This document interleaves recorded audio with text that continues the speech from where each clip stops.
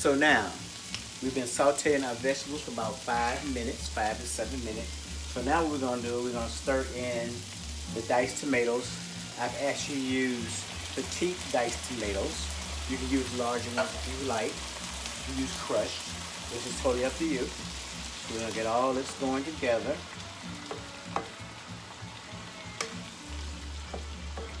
So it starts a wonderful, wonderful sauce. And at this time, what I'm gonna do is we're gonna also be adding in my parsley and my green onions. I like for them to be a little firmer. So now we just add in some of the green onions. We're gonna just kind of sprinkle some in here. And we're gonna save some for the top. Okay, we just get all this goodness cooking together. Okay, now parsley.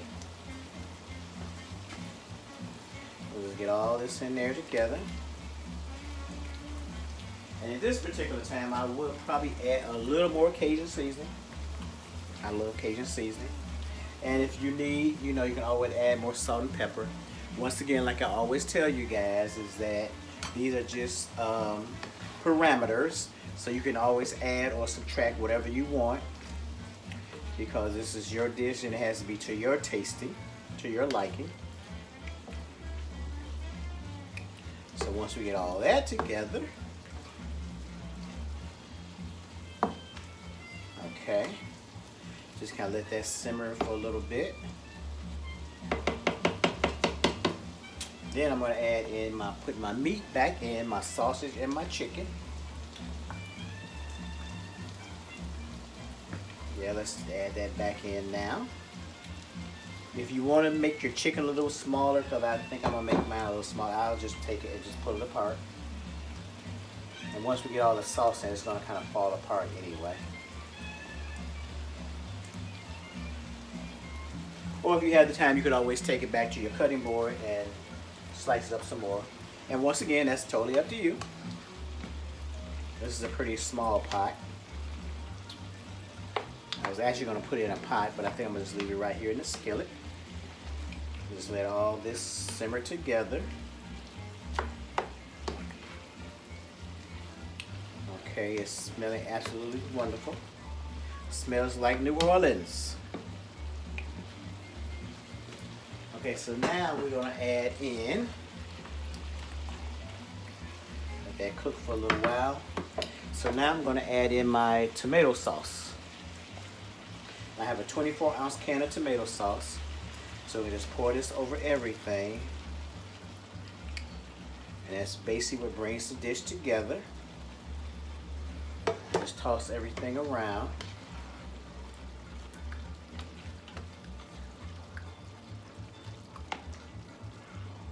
So we just let this simmer for about 10-15 minutes.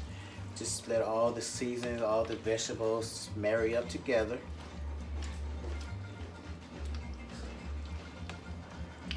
Now, a lot of jambalaya recipes you'll look at, they add the rice into it, but I prefer leaving it separate, because if you have to rewarm it, the rice basically soaks up all the juice, and then your rice starts to get kind of mushy as well.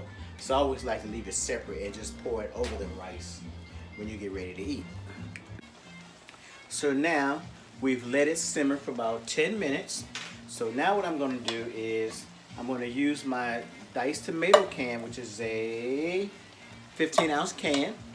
I'm actually going to have some chicken broth prepared in another pot. So I'm going to actually pour this in here. So that way we just know how much we have. Because right now this is really thick. So you're going to pour this nice chicken broth. And also, while you are gone, I snuck in my 2 bay leaves. So we're going to just pour this right in there. And now, just let that simmer. Let's just stir it up. If you want it thicker or not as thick, just make your adjustments with your chicken broth.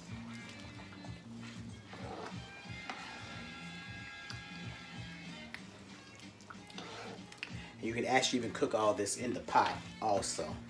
I just chose to cook it in the skillet today. And I was gonna try to switch it to the pot, but I didn't want to make a mess in front of you guys. So I figured I'd just leave it in my big skillet here. I know this is a pretty large skillet. Most people don't have this size skillet in their home. Oh, that is perfect. Matter of fact, I think it's thick enough. I'm gonna go on and add a little more chicken broth to it. Because jambalaya is kind of like a soup, so you don't want it to be too thick, but you don't want it to be too thin either. So once this cooks for about maybe another 10 minutes, and one thing about Creole Cajun cooking, you know, from New Orleans, is that you just have to give it love, because don't be in a hurry, just let it cook. Like I said, at this particular time, you can always make a season adjustment. If you say, I think I want a little spicier, or I want a little more salt or whatever, this is the time to do that while it's just simmering. See, right now that's perfect. So we're gonna let that cook for a minute, for about 5 minutes. Then I'm gonna add in the shrimp. And then we'll be ready. I have the rice prepared. Okay, I'm gonna move this pot out of the way, because I really don't need it.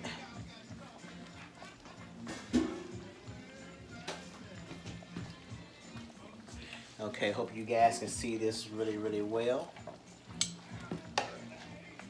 Now, personally myself, I do like spicy food. I like mine a little spicier, but my wife don't. And because I do cater for people, I usually I do not make it spicy unless they ask me to. And even if they're having a party or an event, I tell them not to make it spicy because everybody don't like it spicy. So actually just basically sit a bottle of hot sauce or something on the table, or some, like I said, some fresh crushed red peppers or something like that. And then the person can actually adjust it to how they want it. Let's see, this is cooking perfectly. But yeah, we want that bay leaf to get in there. And sometimes I'll even put a little thyme or something in it. I didn't put any in there today because I didn't have any. But yeah, you can use Old Bay. Sometimes I use Creole seasoning. Old Bay is a little spicy, so we decided not to do that. The Cajun seasoning actually has a little spice to it also. And the Cajun seasoning has some salt to it too, so make sure not to over salt. What else can I say? But this is just cooking perfectly. The chicken will get nice and tender. Got lots of sausage in it. And you can adjust, you know, how much sausage you want, all sausage. But basically jambalaya does you have chicken and sausage. You actually don't have to have shrimp. Most people like shrimp. But then sometimes you have company that's allergic to shrimp, allergic to seafood. So yeah, we just let that simmer and just let it get beautiful. So the reason that you put your shrimp in last, well, you know, because you don't want your shrimp to get overcooked, because shrimp can overcook and get kind of rubbery. So now it's a nice accompaniment to go with this. It's some nice cornbread, and you have a whole meal because you got your vegetables, you got your protein, which is the meat and the sausage, you got your seafood, you got your sauce. So basically this is a meal, and then you're gonna serve it over rice. I've actually heard of some people say they like it with noodles. I've never had it with noodles. I prefer the rice. And you can use brown rice, white rice, jasmine rice. You can use any type of rice, you know, ones that you would like to use. Like I keep saying, this is just some guidelines so that you can follow to prepare your dish, but you can always add other things to it. You can chop up some jalapenos in here if you want to. Whatever you want, you know, let the sky be the limit. But these are just the basic parts of making a week. I'm actually going to prepare some bread pudding, which is a New Orleans dish also.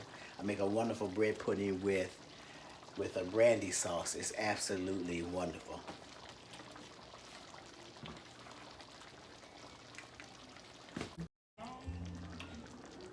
Okay, so now it's been cooking about 15 minutes, 15 to 20 minutes.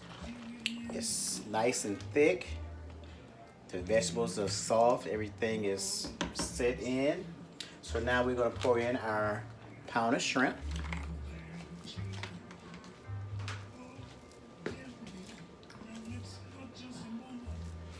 And we're going to stir them in. These are large shrimp. So I would go, I mean, this is fine.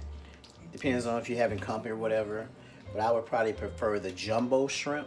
I actually thought they were larger until I got them home and opened the bag because they said large shrimp. But this is about a pound of shrimp. And the shrimp only take a few minutes to cook. So basically your dish is done. I've tasted it. I'm very satisfied with my flavors. So like I said, if you want it spicier or you want it thicker or thinner, that's totally up to you. But yes, that's a nice texture. That'll stick to some rice very, very well. So I'm gonna let this cook about another 10 minutes. So basically it takes about an hour to cook jambalaya. This will feed 4 to 6 people. So if you need a larger pot, you know you always double it. If you need a smaller pot, you can use half of the ingredients. Okay, so let's let that simmer, and then we're gonna take it to the plate. And while I'm still listening to my New Orleans jazz, all I need is a hurricane, but then I wouldn't be able to finish my dish.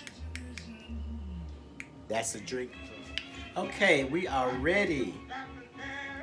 The gumbo, oh, I'm so sorry. The jambalaya, I'm so used to making gumbo, is ready. I want you to be able to take a real close look. You see the shrimp and the sausage and all the bell peppers and celery and onions. So let's put it on our plate. With some nice white rice. Like I said, you can do some cornbread, muffins with this. I know this is a big portion, but I love jambalaya. You just pour a little sauce right there on there. Sprinkle some green onions or scallions on the top. And have me a little bowl of crackers. Right to pour on top, or you can put them around it, or just however you want to eat it. And we just kind of put them all around. It's a beautiful dish. So to everyone, happy Mardi Gras time. Be safe, be careful, please stay warm. So of course it's that time. It's that time to take a taste. Bon appetit.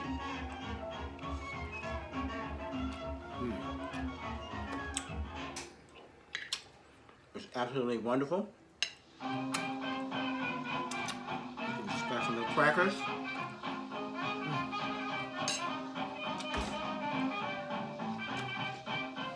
What else can I say?